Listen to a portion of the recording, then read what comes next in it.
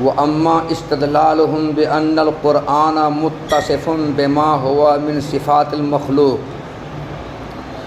وسمات الحدوث من التألیف والتنظیم والإنزال والتنزیل وكونه عربيا مسموعا فصيحا معجزا إلى غير ذلك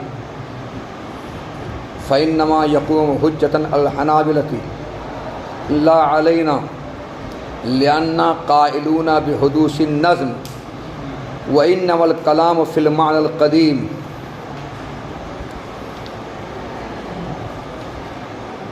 معتزلہ نے کلام کو صرف کلام لفظی میں منحصر قرار دیا اور کلام نفسی کا انہوں نے انکار کیا.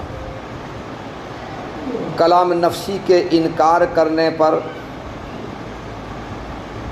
اور کلام لفظی کے ثبوت پر اور یہ کلام لفظی جو قرآن ہے اس کے حادث ہونے پر دلیل پیش کی. معتزلہ کا عقیدہ تو یہی نہ ہے کہ کلام صرف کلام لفظی ہے، یہ نظر مطلوع ہے، یہ حادث ہے، یہ مخلوق ہے، یہ غیر مخلوق نہیں ہے. اور اہل سنت والجماعت کا عقیدہ یہ ہے کہ کلام صرف کلام لفظی ہی نہیں ہے بلکہ کلام نفسی بھی ہے. اور قرآن کا اطلاق جس طرح کلام لفظی نظر مطلوع حادث پر ہوتا ہے، قرآن کا اطلاق کلام نفسی قدیم پر بھی ہوتا ہے. اور قرآن جو کلام نفسی قدیم ہے وہ غیر مخلوق ہے، غیر حادث ہے، قدیم ہے. تو قرآن کلام نفسی ہے، وہ قدیم ہے، غیر مخلوق ہے، غیر حادث ہے. اور معتزلہ کا عقیدہ یہ ہے کہ قرآن صرف کلام لفظی ہے اور کلام لفظی یہ مخلوق ہے، حادث ہے، قدیم نہیں ہے. تو معتزلہ نے کلام نفسی کا انکار کیا اور کلام کو کلام لفظی میں منحصر قرار دے کر یہ کہا کہ جب کلام صرف کلام لفظی یہی ہے تو یہ قرآن تو حادث ہے. اور اس قرآن کے حادث ہونے پر دلیل پیش کی. انہوں نے جو دلیل پیش کی وہ دلیل یہاں نقل کر رہے ہیں اور شارح رحمۃ اللہ علیہ اس دلیل کو مسترد کر رہے ہیں. معتزلہ نے دلیل یہ پیش کی اس نظم مطلوب کلام لفظی قرآن کے حادث ہونے پر دلیل یہ پیش کی کہ اس قرآن کی ایسی صفات آئی ہیں جو صفات مخلوق کی صفات میں سے ہیں اور حدوث کی علامتوں میں سے ہیں. تو یہ قرآن ان صفات کے ساتھ موصوف ہے جو صفات مخلوق کی صفات میں سے ہیں اور حدوث کی علامتوں میں سے ہیں. وہ کون سی صفات ہیں جو حدوث کی علامتوں میں سے ہیں اور مخلوق کی صفات میں سے ہیں اور انہی صفات کے ساتھ قرآن موصوف ہے؟ وہ صفات کیا ہیں؟ کریں مثلا قرآن کا مؤلف ہونا، قرآن کا منظم ہونا، قرآن کا منزل ہونا، قرآن کا منزل ہونا، قرآن کا عربی ہونا، قرآن کا مسموع ہونا، قرآن کا فصیح ہونا، قرآن کا معجز ہونا. یہ سب حدوث کی علامتوں میں سے ہے اور یہ سب مخلوق کی صفات میں سے ہے. اور جو حدوث کی علامتوں اور مخلوق کی صفات کے ساتھ متصف ہو وہ خود حادث ہوتا ہے.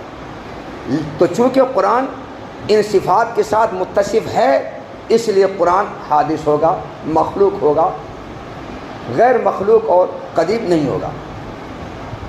اب یہ بات کہ مؤلف اور منظم ہونا یہ مخلوق کی صفات میں سے کیسے ہے اور یہ حادث کیسے ہے، تو اس کی دلیل دے رہے ہیں کہ مؤلف اور منظم ہونا اجزاء پر موقوف ہے. کس پر موقوف ہے؟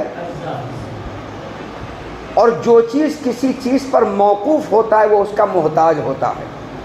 تو مؤلف اور منظم ہونا اجزاء کا محتاج ہوا کہ نہیں ہوا؟ اور جو محتاج ہوتا ہے وہ حادث ہوتا ہے.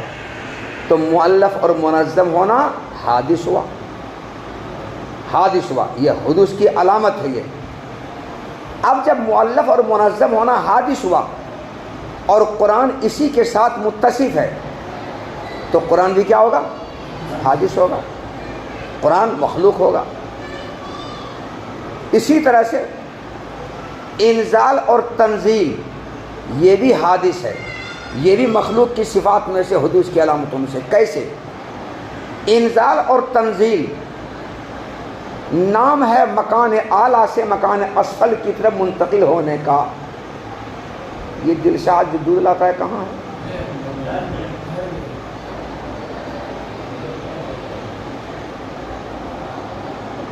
چلا گیا ہمیشہ کے لیے،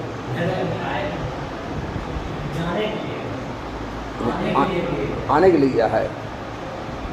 تو انزال اور تنزیل نام ہے مکان اعلیٰ سے مکان اسفل کی طرف منتقل ہونے کا۔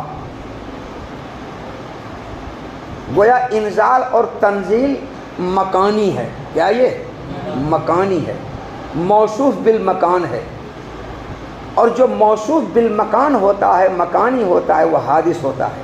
ہم لوگ موصوف بالمکان ہیں کہ نہیں؟ ہم لوگ حادث ہیں، اس لیے انزال اور تنزیل حادث ہے۔ اور قرآن کی صفت انزال اور تنزیل آئی ہے، اس لیے جو موصوف بالانزال و تنزیل ہوگا وہ بھی کیا ہوگا؟ حادث ہوگا۔ قرآن موصوف بالانزال و تنزیل ہے کہ نہیں ہے؟ پڑھائے نا حسامی الانوار میں قرآن کی تعریف۔ اچھا جی، اسی طرح سے قرآن کا عربی ہونا یہ بھی حادث ہے، اور قرآن کی صفت عربی ہونا آیا ہے۔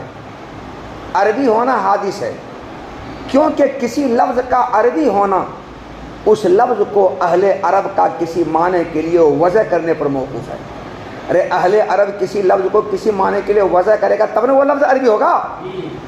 اگر اہل عرب کسی لفظ کو کسی معنی کے لیے وضع نہیں کرے گا تو عربی ہو جائے گا؟ وہ لفظ نہیں ہوگا۔ تو کسی لفظ کا عربی ہونا اہل عرب کا اس لفظ کو کسی معنی کے لیے وضع کرنے پر موقوف ہے، اور وضع حادث ہے، اس لیے عربی ہونا حادث ہوا، عربی ہونا حادث ہوا۔ اور قرآن کی صفت عربی ہونا آیا ہے اور عربی ہونا حادث ہوا۔ تو جو موصوف بال تو حادث ہونا، عربی ہونا حادث ہوا، عربی ہونا مخلوق کی صفات میں سے ہوا، عربی ہونا حدوث کی علامتوں میں سے ہوا، اور جو ان علامتوں کے ساتھ متصف ہوتا ہے، موصوف ہوتا ہے، وہ بھی حادث ہوتا ہے۔ تو قرآن کیا ہوگا؟ حادث۔ قرآن کی صفت عربی ہونا ہے کہ نہیں ہے؟ خود قرآن نے بیان کیا ہے، انا انزلناہ قرآن عربیا۔ تو قرآن کی صفت کیا آئی ہے؟ عربی۔ قرآن کی صفت عربی آئی ہے۔ قرآن کی صفت مسموع ہونا بھی آیا ہے، قرآن کی صفت مسموع ہونا آیا ہے۔ مسموع ہونا حادث ہے، یہ حدوث کی علامتوں میں سے ہے۔ کیسے؟ مسموع اصوات کی صفت ہے اور اصوات حادث ہے، اس لیے مسموع ہونا حادث ہے، اور جو حدوث کے ساتھ متصف ہوتا ہے وہ بھی حادث ہوتا ہے۔ قرآن مسموع ہونے کے ساتھ متصف ہے، مسموع ہونا صفت قرآن کی آئی ہے، اس لیے قرآن بھی حادث ہوا۔ اور مسموع ہونا قرآن کی صفت آیا کہاں؟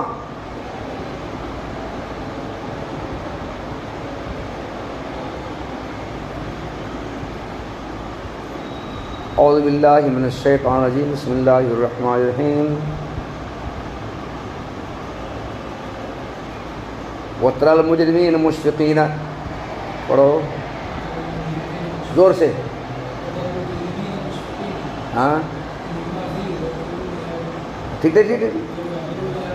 مَا لِهَٰذَا الْكِتَابِ لَا يُغَادِرُ صَغِيرَةً وَلَا كَبِيرَةً إِلَّا أَحْصَاهَا۔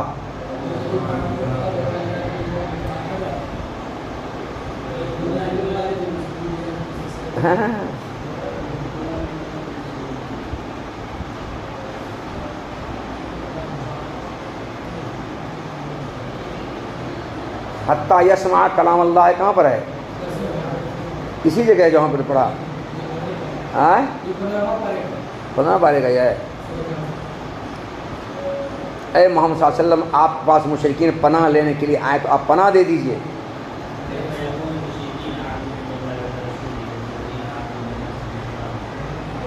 اسی میں حتیٰ یسمع کلام اللہ ہے نا، پہلے حتیٰ یسمع کلام اللہ۔ مسموع ہونا کلام اللہ کس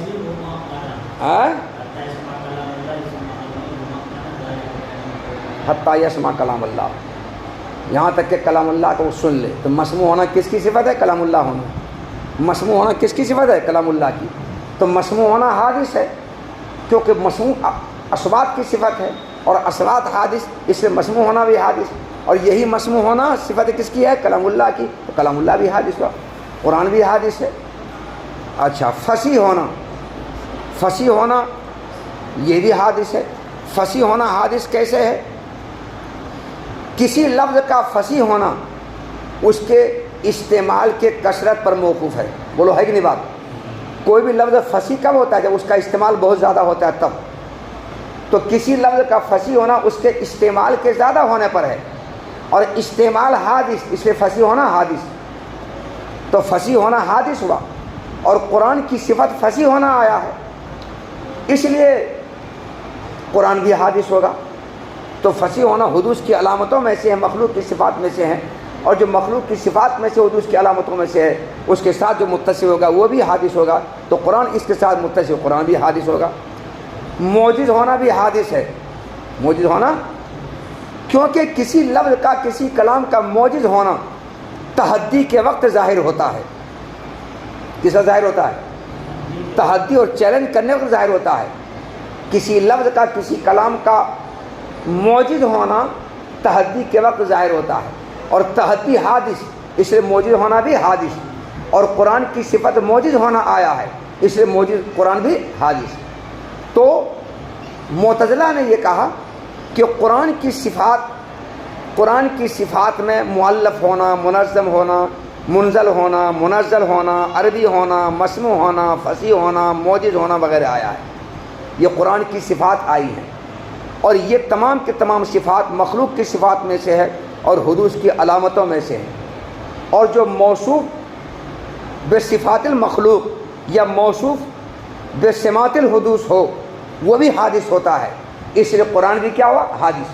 تو قرآن مخلوق ہے، قرآن حادث ہے، قرآن غیر مخلوق وغیرہ حادث نہیں ہے، قدیم نہیں ہے. یہ معتزلہ کی دلیل ہے. کس بات پر؟ اہل سنت والجماعت نے قرآن کو جو غیر مخلوق کہا، قدیم کہا، اس پر معتزلہ کی دلیل ہے کہ قرآن غیر مخلوق، غیر حادث، قدیم نہیں بلکہ حادث ہے، اور قرآن کے حادث ہونے پر یہی دلیل پیش کی. شارح رحمۃ اللہ علیہ قرآن کے حادث ہونے پر اور کلام نفسی کے انکار پر جو دلیل پیش کی، اس دلیل کا جواب شارح دے رہے ہیں. کیا دے رہے ہیں جواب یہ دے رہے ہیں کہ اے معتزلہ، آپ نے قرآن کے مخلوق اور حادث ہونے پر اور کلام نفسی کے انکار پر جو دلیل دی ہے، یہ دلیل ہمارے خلاف حجت نہیں ہوگی، حنابلہ کے خلاف حجت ہوگی. کیونکہ یہ قرآن کلام لفظی نظم مؤلف، جو مؤلف اور منظم بھی ہے، منزل اور منزل بھی ہے، اور جو عربی بھی ہے، مسموع بھی ہے، فصیح بھی ہے، معجز بھی ہے، جو الفاظ و حروف سے زبردست پیش سے مرکب ہے، اس کے قدیم ہونے کے قائل، غیر مخلوق ہونے کے قائل حنابلہ ہیں، ہم نہیں ہیں. ہم تو اس کو تمہاری طرح مخلوق کہتے ہیں، ہم تو اس کو تمہاری طرح حادث کہتے ہیں. ہم اس کو غیر مخلوق، غیر حادث اور قدیم نہیں کہتے ہیں. اس کو تو قدیم اور غیر حادث، غیر مخلوق حنابلہ کہتے ہیں. اس لیے یہ جو تم نے دلیل پیش کی ہے، یہ تمہاری یہ دلیل حنابلہ کے خلاف حجت ہوگی، ہمارے خلاف حجت نہیں ہوگی. ہم تو تمہاری طرح یہ قرآن جو کلام لفظی ہے، جو نظم مؤلف ہے، جو نظم منظم ہے، جو منزل اور منزل ہے، جو عربی ہے، مسموع ہے، فصیح ہے، معجز ہے وغیرہ، اس کے حادث ہونے کو قائل تو ہم بھی ہیں، اس کے مخلوق ہونے قائل تو ہم بھی ہیں. ہم بھی تمہاری طرح اس کو حادث کہتے ہیں، مخلوق کہتے ہیں. ہم قدیم تھوڑے کہتے ہیں اس کو. اور ہم جو کلام کو قدیم کہتے ہیں، غیر مخلوق کہتے ہیں، تو اس کو نہیں کہتے ہیں، بلکہ ہم غیر مخلوق اور قدیم اور غیر حادث اس معنی قدیم کو کہتے ہیں جس معنی قدیم کا نام کلام نفسی ہے، جو اللہ کی ذات کے ساتھ قائم ہے، جو اللہ کی صفت ہے. اس کو ہم غیر مخلوق کہتے ہیں، اس کو ہم قدیم کہتے ہیں، اس کو تھوڑے کہتے ہیں. اس لیے جو دلیل آپ نے پیش کی، یہ دلیل ہمارے خلاف حجت نہیں ہوگی، حنابلہ خلاف حجت ہوگی، جو اس کو قدیم کہہ رہے ہیں ان کے خلاف حجت ہوگی. ہم تھوڑے کہتے ہیں اس کو قدیم. یہ ہے جواب. کتاب دیکھو. اور بہرحال کلام نفسی کے انکار اور قرآن کے حادث اور مخلوق ہونے پر معتزلہ کی دلیل اس طور پر، اور بہرحال معتزلہ کی دلیل اس طور پر کس بات پر؟ قرآن کے حادث ہونے پر، کہ قرآن ان صفات کے ساتھ متصف ہے جو مخلوق کی صفات میں سے اور حدوث کی علامتوں میں سے ہے۔ اب وہ مخلوق کی صفات حدوث کی علامتوں میں سے کیا کیا ہے اس کا بیان، یعنی قرآن کا مؤلف اور منظم ہونا، اور منزل اور منزل ہونا، اور قرآن کا عربی ہونا، مسموع ہونا، فصیح ہونا، موجز ہونا وغیرہ۔ تو یہ دلیل تمہاری اے معتزلہ حنابلہ کے خلاف حجت بن کر کھڑی ہوگی، ہمارے خلاف حجت بن کر کھڑی نہیں ہوگی، کیونکہ ہم اس نظم مطلوع کے حادث ہونے کے قائل ہیں۔ لأننا نقول، کیونکہ ہم تو اس نظم مطلوع کے حادث ہونے کے قائل ہیں، اور ہماری گفتگو غیر مخلوق ہونے کی جو ہے وہ تو صرف معنی قدیم کے بارے میں ہے۔ کس کے بارے میں ہے؟ وَإِنَّمَا الْكَلَامُ، اور ہماری گفتگو جو غیر مخلوق کی، قدیم ہونے کی، غیر حادث ہونے کی ہے، وہ تو معنی قدیم کے بارے میں ہے۔ جس معنی قدیم کو کلام نفسی کہا جاتا ہے، جو اللہ کی صفت، اللہ کے ذات سے قائم ہے، اس کے بارے میں ہماری گفتگو ہے، اس کے بارے میں تھوڑا ہی ہے۔ اس لیے اس کے حادث و مخلوق ہونے پر جو آپ نے دلیل پیش کی ہے وہ دلیل ہمارے خلاف حجت نہیں ہوگی، ان کے خلاف ہوگی۔ آپ ان کو جا کر کہیے، بات ختم ہو گئی۔ والمعتزلة لما لم يمكنهم انکار کونہ تعالی متکلما ذهبوا الى انه تعالی متکلم بمعنى ایجاد الاصوات والحروف فی محلها اور ایجاد اشکال کتابت فی اللوح المحفوظ وان لم يقرأ على اختلاف بینہم وانت خبیر بان المتحرک من قامت به الحرکۃ لا من اوجدها والا یصح اتصاف الباری بالاعداد المخلوقۃ له تعالی واللہ تعالی عن ذلک علوا کبیرا۔ دیکھو، معتزلہ اللہ تعالیٰ کے لیے کلام نفسی کا انکار کرتا ہے، اور اہل سنت والجماعت اللہ تعالیٰ کے لیے کلام نفسی کا اثبات کرتا ہے۔ معتزلہ نے اللہ کو متکلم مانا، مگر اللہ کے لیے صفت کلام کو ثابت نہیں مانا، اور اہل سنت والجماعت نے اللہ کو ایسے کلام کے ساتھ متکلم مانا جو کلام اللہ کی صفت، اللہ کی ذات کے ساتھ قائم ہے۔ جب معتزلہ سے یہ پوچھا گیا کہ آپ اللہ کو متکلم مانتے ہیں اور صفت کلام کو اللہ کے لیے آپ ثابت نہیں مانتے ہیں، یہ تو ایسے ہی ہوا جیسے کسی کو آپ عالم مانیں، کہیں کہ وہ عالم ہے، مگر صفت علم ان کے لیے آپ ثابت نہ مانیں۔ آپ کسی چیز کو ابیض مانیں مگر صفت بیاض اس کے لیے آپ نہ مانیں، کسی کو احمر مانیں مگر صفت حمرت آپ نہ مانیں، تو ایسے ہی ہوا۔ تو چونکہ اللہ تعالیٰ کا قرآن میں متکلم ہونا وارد ہوا ہے، کیونکہ اللہ تعالیٰ نے قرآن میں امر کے ساتھ کلام کیا ہے اقیم الصلاۃ، نہیں کے ساتھ کلام کیا ہے لا تقربوا الزنا، استفہام کے ساتھ کلام کیا ہے اللہ تعالیٰ نے، خبر کے ساتھ اللہ نے کلام کیا ہے، اور ندا کے ساتھ اللہ نے کلام کیا ہے۔ تو استفہام، خبر، ندا، امر، نہیں کے ساتھ اللہ نے کلام کیا ہے۔ جب ان سب کے ساتھ اللہ نے کلام کیا ہے تو اللہ کو متکلم کیسے نہیں کہیں گے؟ تو چونکہ اللہ تعالیٰ امر، نہیں، ندا، استفہام، خبر کے ساتھ کلام کیا ہے، اس لیے معتزلہ اللہ کے متکلم ہونے کا انکار تو نہیں کر سکے، اور انکار کرنے کی جرأت نہیں ہوئی۔ لیکن جب اللہ کے متکلم کہنے سے صفت کلام کا اثبات اللہ کے لیے لازم آتا ہے، تو اس سے بھاگنے کے لیے انہوں نے اللہ کے متکلم ہونے کی تعویل کی۔ کیا کہ ارے صفت کلام کا اثبات لازم آتا ہے نا متکلم کرنے سے، تو اللہ کے متکلم ہونے کا انکار کرنے کی جرأت تو ان کو ہوئی نہیں، اور انکار کرنے جب جرأت نہیں ہوتی، اس سے اللہ کے لیے صفت کلام کا اثبات لازم آتا ہے۔ تو انہوں نے اللہ کے متکلم ہونے کی تعویل کی، اور تعویل یہ کی کہ اللہ کے متکلم ہونے کا مطلب یہ ہے کہ اللہ تعالیٰ نے کلام پر داد کرنے والی جو آواز ہے، اس آواز کو اللہ تعالیٰ نے طور میں یا شجر موسیٰ میں موجود فرما دیا۔ تو کوہ طور یا شجر موسیٰ میں اللہ کے کلام پر داد کرنے والی آواز کو موجود کر دیا۔ اس موجود کرنے کے معنی میں اللہ متکلم ہے۔ ارے اللہ نے اپنی آواز پیدا فرمائی نا، کہاں پیدا فرمائی تھی؟ طور میں یا شجر موسیٰ میں آواز پیدا فرمائی، موسیٰ نے سن لیا۔ تو اپنے کلام پر داد کرنے والی آواز کو موجود کر دیا، اس موجود کرنے کے معنی میں اللہ متکلم ہے، یا اللہ تعالیٰ نے اپنے کلام پر بات کرنے والی الفاظ اور حروف کی جو شکلیں اور صورتیں ہیں، جو نقوش و نگار ہیں، ان کو لوح محفوظ میں اللہ نے موجود کر دیا۔ اس موجود کرنے کے معنی میں اللہ متکلم ہے۔ معتزلہ کے درمیان اس بات کو لے کر اختلاف ہے کہ جبرائیل علیہ السلام اللہ تعالیٰ سے کلام کیسے لیتے ہیں، اللہ کی بات کو کیسے لیتے ہیں۔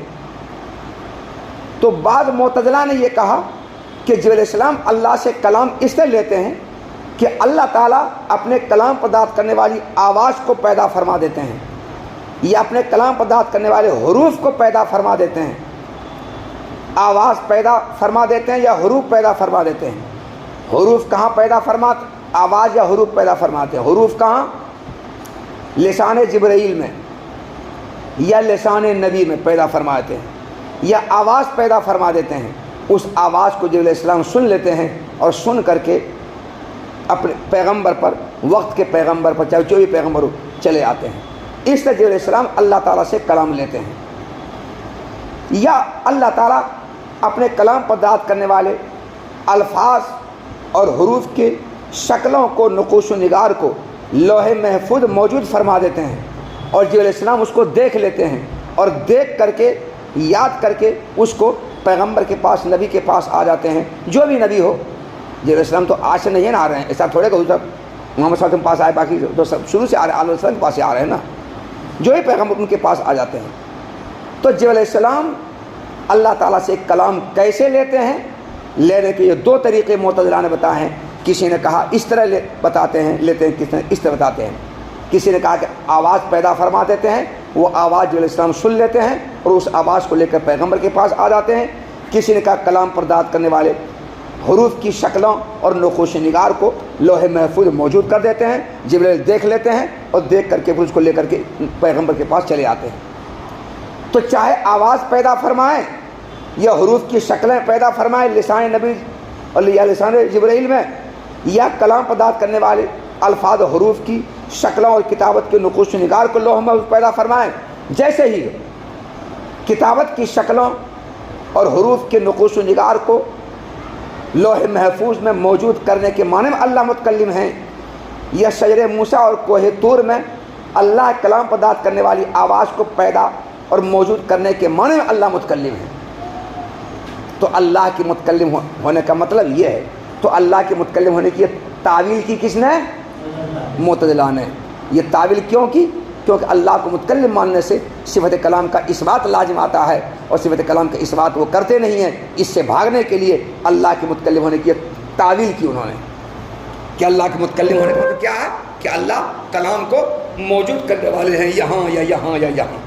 تو اللہ کے متکلم ہونے کا تو اللہ موجود کلام ہے۔ کہاں موجود کلام ہے؟ یا تو یہاں موجود کلام ہے یا یہاں موجود کلام ہے۔ تو اللہ کے متکلم ہونے تو اللہ موجود کلام ہے۔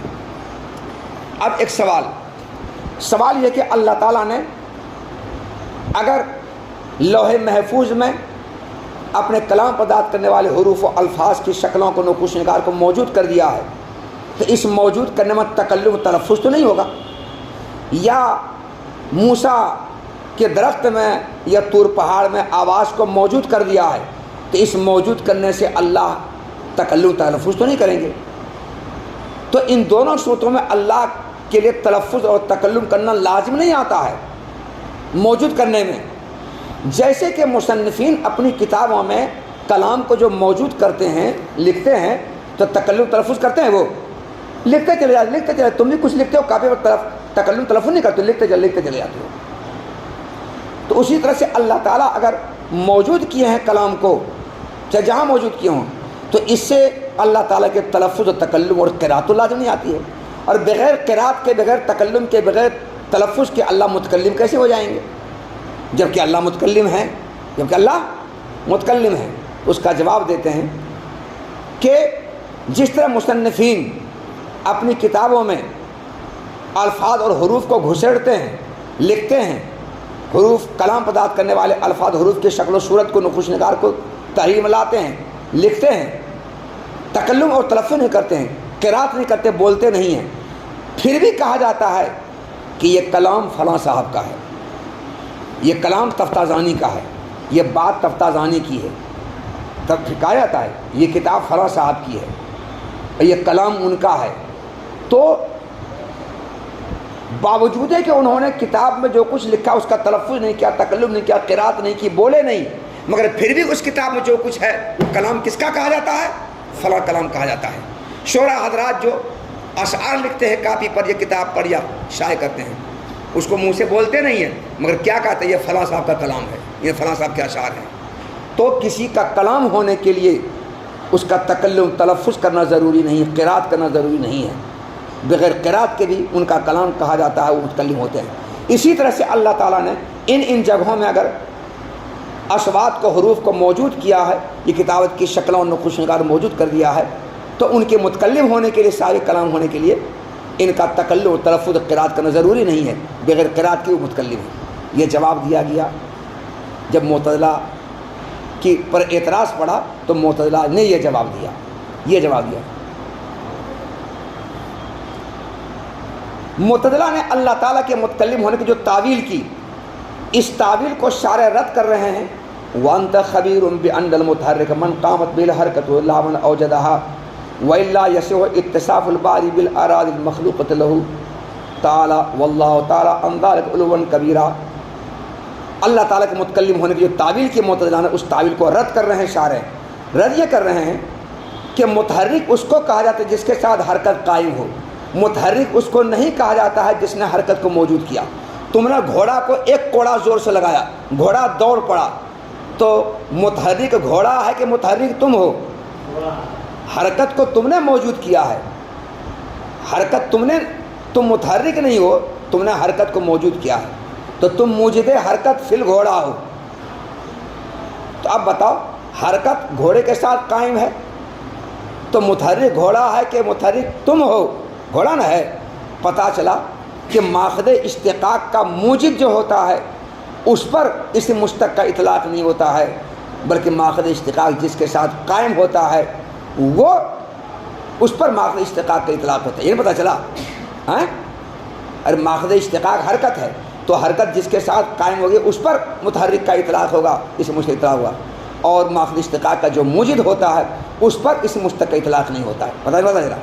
ٹھیک اسی طرح اللہ جب متکلم ہیں اور متکلم اسم مشتق کا اطلاق جب اللہ پر ہو رہا ہے تو اللہ موجد کلام نہیں ہوں گے، بلکہ اللہ صفت کلام کے ساتھ متصف ہو کر متکلم ہوں گے۔ اگر ماخذ اشتقاق کے موجد پر اسم مشتق کا اطلاق درست ہو تو کسی کپڑا یا دیوار میں جس رنگ کو کسی نے موجود کیا ہے اس پر اسم مشتق کا اطلاق صحیح ہونا چاہیے۔ چنانچہ جتنے آدمی ہیں، چرند پرند ہیں، انسان ہے، جانور ہے، پرندے ہیں، ان کو جو رنگ دیا ہے تو اللہ نے رنگ دیا ہے نا۔ اور کوئی جانور سفید کو لال کو پیلا ہوتا ہے نا جی، کوئی آدمی کالا کو گورا ہوتا ہے، یہ رنگ اللہ تعالیٰ نے دیا ہے۔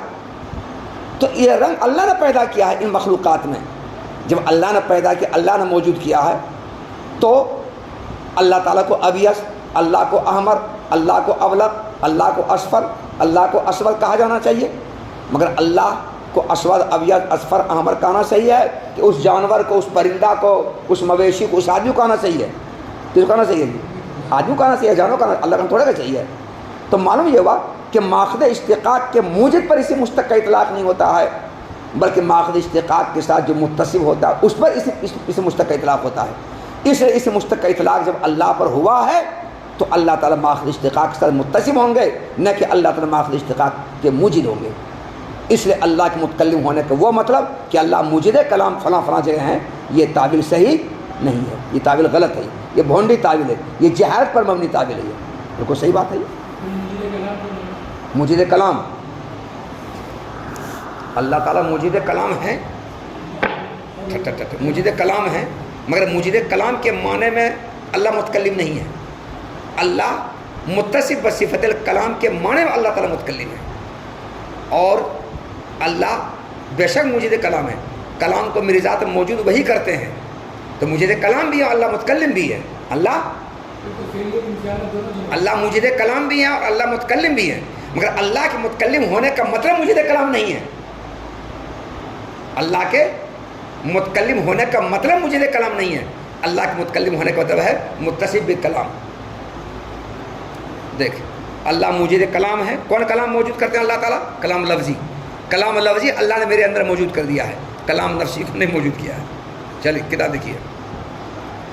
اور جب معتزلہ کے لیے اللہ تعالیٰ کے متکلم ہونے کا انکار کرنا ناممکن ہو گیا تو معتزلہ نے یہ مذہب اختیار کیا کہ اللہ تعالیٰ متکلم ہیں اصوات اور حروف کو ان کے محلوں میں موجود کرنے کے معنی میں۔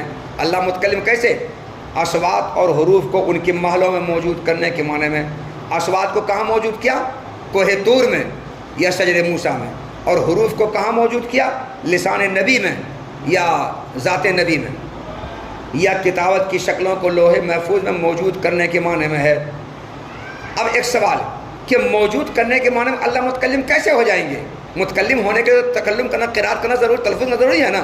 اس کا جواب کہتے ہیں وَإِن لَمْ يُقْرَأ، اگرچہ ان اصوات حروف الفاظ کو پڑھا نہیں گیا ہے، بولا نہیں گیا ہے، تکلم تلفظ نہیں کیا گیا ہے، مگر پھر بھی موجود کرنے کے معنی میں اللہ متکلم ہے۔ اچھا، علی اختلاف بینہم کا ترجمہ، جیسا کہ اللہ سے قرآن کے لینے کے سلسلے میں معتزلہ کے درمیان اختلاف ہے۔ علی اختلاف بینہم، یہ علی اختلاف بینہم سے اشارہ ہے اس بات کی طرف کہ جو الاسلام اللہ تعالیٰ سے کلام جو لیتے ہیں کس طرح لیتے ہیں، تو اس لینے میں معتزلہ کے درمیان آپس میں اختلاف ہے۔ کوئی کہتے ہیں اس طرح سے لیتے ہیں، کوئی کہتے ہیں اس طرح سے لیتے ہیں، اسی اختلاف کا اشارہ ہے۔ کہ وَإِن لَمْ يَقْرَأ، اگرچہ اس کلام کو پڑھا نہیں گیا، اس کی قرات نہیں کی گئی، تلفظ تکلم نہیں کیا گیا، پھر بھی اللہ تعالیٰ موجد کلام کے معنی متکلم ہیں ان کے آپس میں اختلاف ہونے کی بنا پر۔ اور اے معتزلہ، تم اچھی طرح اس بات سے باخبر ہو کہ متحرک وہ ہوتا ہے جس کے ساتھ حرکت قائم ہو، متحرک وہ نہیں ہوتا ہے جس نے حرکت کو موجود کیا۔ تم نے حرکت کو موجود کیا، گھوڑا کے اندر مارا ایک کوڑا، گھوڑا دوڑ گیا، متحرک تم تھوڑے کہلاؤ گے۔ اور اے معتزلہ، تم اچھی طرح اس بات سے باخبر ہو کہ متحرک وہ ہوتا ہے جس کے ساتھ حرکت قائم ہو، متحرک وہ نہیں ہوتا جس نے حرکت کو موجود کیا ہے۔ ورنہ باری تعالیٰ کے پیدا کیے گئے آراز کے ساتھ متصف ہونا صحیح ہوگا۔ اور باری تعالیٰ کے پیدا کیے ہوئے آراز کون کون ہیں؟ حمرت، خضرت، صفرت، بیاض، سواد، یہ سب آراز ہیں اور یہ سب اللہ ہی کے نہ پیدا کرنا ہے۔ تو ان آراز کے ساتھ جو متصف ہے، متصف کوئی اور ہے، لیکن چونکہ اللہ نے موجود کیا ہے، اسے اللہ تعالیٰ کو ابیض، اصفر، احمر کہنا صحیح ہونا چاہیے، حالانکہ صحیح نہیں ہے۔ وَإِلَّا، ورنہ تو اللہ تعالیٰ کے پیدا کردہ آراز کے ساتھ باری تعالیٰ کا متصف صحیح ہونا چاہیے، حالانکہ اللہ تعالیٰ ان صفات کے ساتھ متصف ہونے سے بلند و برتر ہیں۔ واللہ تعالیٰ عن ذلک علوا کبیرہ، واللہ تعالیٰ عن ذلک علوا کبیرہ، یہ عن ذلک تعالیٰ سے متعلق ہے، اور اللہ ان صفات سے بلند ہے، بہت بلند ہے۔ بلند کا مطلب یہاں پر پاک صاف ہے۔ حمرت، خضرت، صفرت، بیاض، سبات کے ساتھ متصف ہونے سے اللہ پاک ہے، بہت پاک ہے۔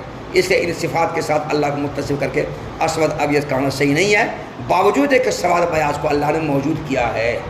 پتہ چلا کہ متکلم موجد کلام کے معنی میں نہیں ہے، متحرک موجد حرکت کے معنی میں نہیں ہے، متحرک موصوف بالحرکت کے معنی میں ہے، متکلم موصوف بالکلام کے معنی میں ہے۔ ومن اقوى شبه المعتزلة انكم متفقون على ان القرآن اسم لما نقل الينا بين دفة المصاحف تواترا، وهذا يستلزم كونه مكتوبا في المصاحف مقروءا بالألسن مسموعا بالآذان، وكل ذلك من سمات الحدوث بالضرورة۔ فأشار إلى الجواب بقوله وهو أي القرآن الذي كلام الله تعالى مكتوب في مصاحفنا اے باشکال کتابت وسوال الحروف الدالۃ علیہ محفوظ فی قلوبنا، اے بالفاظ مخیرۃ مقروء بالسرتنا بحروف الملفوظ المسموعۃ مسموع بآذاننا بتلك ايضا غیر حال فيها، اے مع ذلك ليس حالا في المصاحف ولا في القلوب ولا في الألسنة ولا في الآذان، بل هو معنى قديم قائم بذات الله تعالى يلفظ ويسمع بالنظم الدال عليه ويوفد بالنظم المخيل ويكتب بنخوش واشكال موضوعة للحروف الدالة عليه کما یقال النار جوہر مضی محرق یذکر باللفظ یکتب بالقلم ولا یلزم منہ کون حقیقت النار صوتا وحرفا.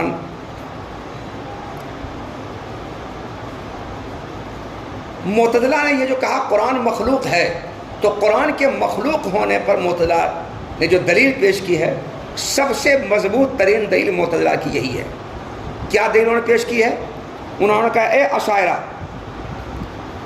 تم لوگ سب کے سب متفق ہو اس بات پر کہ قرآن اس مصحف کا نام ہے جو دو کوٹ کے درمیان بند ہو کر تواتر کے ساتھ ہمارے پاس نقل ہوتا ہوا آیا ہے. اے اشاعرہ، تم لوگ سب متفق ہو اس بات پر کہ قرآن اس کلام کا نام ہے جو کلام مصحف کے دو کوٹوں کے درمیان، دو گتہ کے درمیان بند ہو کر تواتر کے ساتھ منتقل ہوتے ہمارے پاس آیا ہے. اسی کلام کا نام قرآن ہے. اور مصحف کے دو گتوں اور دو کوٹوں کے درمیان بند ہو کر منتقل ہوتے ہوئے ہمارے پاس آنا، جو قرآن منتقل ہوتے آیا ہے، اس قرآن کا اس طرح منتقل ہوتے آنا مستلزم ہے اس بات کو کہ یہ مصحف میں لکھا ہوا ہے، مستلزم ہے اس بات کو کہ زبان سے اس کو پڑھا جاتا ہے، مستلزم ہے اس بات کو کہ کانوں سے اسے سنا جاتا ہے. اس سب بات مستلزم ہے نا جی. قرآن کا اس طرح منتقل ہوتے ہوئے آنا، کلام کا اس طرح سے منتقل ہوتے ہوئے آنا، اس قرآن کے کلام کے مکتوب فی المصاحف ہونے کو مستلزم ہے، زبان سے پڑھے جانے کو مستلزم ہے، کانوں سے سنے جانے کو مستلزم ہے. اور یہ لکھا جانا، پڑھا جانا، سنا جانا یا بولا جانا، یہ حدوث کی علامتوں میں سے ہے. جب یہ حدوث کی علامتوں میں سے ہے تو لکھا جانا، پڑھا جانا، بولا جانا، سنا جانا، یہ سب حادث ہوگا. اور قرآن ان صفات کے ساتھ متصف ہے، اور جو حدوث کی علامتوں کے ساتھ متصف ہو، یہ موصوف بالحدوث ہو، وہ بھی حادث ہوتا ہے. اس لیے قرآن کا بھی مخلوق ہونا، حادث ہونا ثابت ہوا. یہ معتزلہ کی مضبوط ترین دلیل ہے اس قرآن کے حادث ہونے پر، اس قرآن کے مخلوق ہونے پر. تو ہم کہتے ہیں قرآن غیر مخلوق ہے، وہ کہتا ہے قرآن مخلوق ہے. تو قرآن کی مخلوق اور حادث ہونے پر یہ معتزلہ کی مضبوط ترین دلیل ہے. شارح رحمۃ اللہ علیہ معتزلہ کی اس دلیل کو نقل کر کے کہتے ہیں کہ معتزلہ رحمۃ اللہ علیہ نے اس دلیل کے جواب کی طرف اشارہ کیا ہے. جواب یہ ہے کہ بے شک قرآن کو پڑھا بھی جاتا ہے منہ سے، لکھا بھی جاتا ہے، سنا بھی جاتا ہے کان سے، بولا بھی جاتا ہے زبان سے، مگر یہ بولا جانا، لکھا جانا، پڑھا جانا، سنا جانا، یہ کلام لفظی کی صفات میں سے ہیں، کلام نفسی کی صفات میں سے نہیں ہے. کلام نفسی کو بولا، سنا، لکھا، پڑھا نہیں جاتا ہے، بلکہ کلام لفظی کو بولا، سنا، لکھا، پڑھا جاتا ہے. لکھا جاتا ہے کس کو، پڑھا جاتا ہے کس کو، سنا جاتا ہے کس کو، بولا جاتا ہے کس کو، کلام لفظی کو، کلام نفسی کو نہیں. تو قرات، تلفظ، سماع کلام لفظی کی ہوتی ہے، کلام نفسی کی نہیں. یاد کیا جانا کلام نفسی لفظی کا ہوتا ہے، کلام نفسی کا نہیں. اور کلام نفسی کے ساتھ ان کا متصف ہونا وہ مجاز ہے، حقیقت نہیں ہے. کیا ہے؟ ارے سنا جانا، لکھا جانا، پڑھا جانا، یاد کیا جانا، بولا جانا، یہ کلام لفظی کی اگر کلام نفسی کی صفت ہے تو مجاز ہے. حقیقت میں بولا جاتا ہے، لکھا جاتا ہے، پڑھا جاتا ہے، سنا جاتا ہے کس کو، کلام لفظی کو. کس کو؟ کلام لفظی کو. تو یہ سب صفات کلام لفظی کی ہیں، کلام نفسی کی نہیں ہے. اگر کلام نفسی کی یہ سب صفات آئی ہیں تو مجازن ہے، حقیقتاً نہیں ہے. اور مجاز کو لے کر کے اعتراض کرنا صحیح نہیں ہے، اور مجاز کو لے کر کے دلیل پیش کرنا صحیح نہیں ہے. بے شک کلام نفسی پر، کلام نفسی کو سنا جاتا ہے، کلام نفسی کو لکھا جاتا ہے، لیکن کلام نفسی کو کیسے لکھا جاتا ہے؟ کلام نفسی پر دلالت کرنے والے جو الفاظ و حروف ہیں، ان الفاظ و حروف کی جو شکلیں ہیں، صورتیں ہیں، ان کو لکھا جاتا ہے. ان کو ارے کلام نفسی پر دلالت کرنے والے الفاظ کی جو صورتیں ہیں، شکلیں ہیں، ان کو لکھا جاتا ہے، کلام نفسی کو لکھا نہیں جاتا ہے. اسی طرح خزان خیال میں جو کلام لفظی ہم موجود ہے، خزان خیال میں جو کلام لفظی موجود ہے، اسی کلام لفظی کہ نقوش و نگار کو یاد کیا جاتا ہے، اور کلام لفظی پر داد کرنے والے الفاظ اور حروف جو ہیں ان کو زبان سے پڑھا جاتا ہے، انہی کو سنا جاتا ہے، ان کو سنا جاتا ہے۔ تو کلام نفسی پر داد کرنے والے الفاظ اور حروف کو سنا جاتا ہے، پڑھا جاتا ہے، کلام نفسی کو سنا اور پڑھا نہیں جاتا ہے۔ کلام نفسی پر داد کرنے والے جو الفاظ و حروف ہیں ان کو پڑھا جاتا ہے، ان کا تلفظ کیا جاتا ہے، ان کو سنا جاتا ہے، خود کلام نفسی کو سنا اور پڑھا نہیں جاتا ہے۔ اور کلام نفسی پر داد کرنے والے جو حروف کی صورتیں شکلیں ہیں ان صورتوں شکلوں کو یاد کیا جاتا ہے، کلام نفسی کو یاد نہیں کیا جاتا ہے۔ کلام نفسی پر داد کرنے والے الفاظ حروف کی جو شکلیں صورتیں ہیں ان کو لکھا جاتا ہے، کلام نفسی کو نہیں لکھا جاتا ہے۔ تو لکھا جانا، سنا جانا، پڑھا جانا، یاد کیا جانا، یہ سب کلام لفظی کی حقیقت میں صفات ہیں، کلام نفسی کی صفات نہیں ہیں۔ اگر کلام نفسی کی صفات ہیں تو مجازن ہیں، حقیقتاً نہیں ہیں۔ اس لیے آپ یہ نہیں کہہ سکتے ہو اے معتزلہ کہ یہ سب صفات تو کلام نفسی کی ہے، اس سے کلام نفسی حادث ہوگا، مخلوق، یہ نہیں کہہ سکتے آپ۔ یہ صفات کس کی ہیں؟ اس کی ہیں، اس سے یہ حادث ہوگا، یہ مخلوق ہوگا، کلام نفسی حادث مخلوق نہیں ہوگا۔ اس کو اگر کہا گیا ہے لکھا جانا، پڑھا جانا، سنانا، لکھانا تو مجازن کہا گیا۔ کیسے کہا گیا ہے؟ مجاز، اور مجاز پر کوئی حکم نہیں لگتا ہے، حقیقت پر لگتا ہے۔ فالتو جھگڑا کر رہے ہیں، بات سے فیصلہ تو وہیں پر ہو گیا ہے جہاں کہا تھا اختلاف اس بات نہیں ہے کہ کلام مخلوق غیر مخلوق ہے، اس میں اختلاف، بلکہ اختلاف اس بات میں ہے کہ کلام نفسی ثابت ہے یا ثابت نہیں ہے، اس میں اختلاف ہے، وہاں ہو گیا۔ بات صحیح ہے، اشاعرہ، ہاں بالکل صحیح کر رہے ہو، لیکن کتاب ہے تو کیا کرو، پڑھو۔ ہاں ہاں اچھا دیکھو، اچھا جی ایک بات سمجھو، غیر و حالن سے ایک سوال کا جواب دے رہے۔ سوال یہ ہے کہ جب کلام نفسی کو پڑھا جاتا ہے، لکھا جاتا ہے، سنا جاتا ہے، بولا جاتا ہے، تو لکھا جانا، سنا جانا، بولا جانا، پڑھا جانا، یہ تو کلام نفسی کا مصحف میں اور دل میں اور زبانوں میں اور کانوں میں حلول کرنے کا تقاضا کرتا ہے۔ جب کلام نفسی لکھا جاتا ہے، پڑھا جاتا ہے، بولا جاتا ہے، سنا جاتا ہے، یاد کیا جاتا ہے، تو کلام نفسی و حال اور زبان یا کان یا دل، یہ سب مصحف، یہ وہ محل اور حال محل کے اندر حلول کرتا ہے، تو اس سے کلام نفسی کا مصحف میں، دل میں، زبان میں، کانوں میں حلول کرنا لازم آیا، حلول کرنا لازم۔ اور جو حلول کرتا ہے وہ حادث ہوتا ہے، جو کسی میں حلول کرتا ہے وہ حادث ہوتا ہے، تو اس سے تو کلام نفسی کا حاضر لازم آیا۔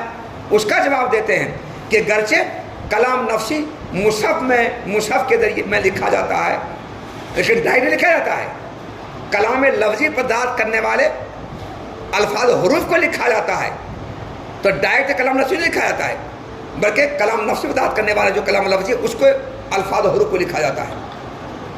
تو کہتے ہیں گرچہ کلام نفسی کو کلام لفظی کے واسطے سے لکھا بھی جاتا ہے، یاد بھی کیا جاتا ہے، بولا بھی جاتا ہے، سنا بھی جاتا ہے، یہ بات صحیح ہے، لیکن بولے جانے، لکھے جانے، سنے جانے، یاد کیے جانے کا یہ مطلب ہرگز نہیں ہے کہ کلام نفسی کان میں یا دل میں یا مصحف میں حلول کر گیا ہو، ایسا بالکل نہیں ہے۔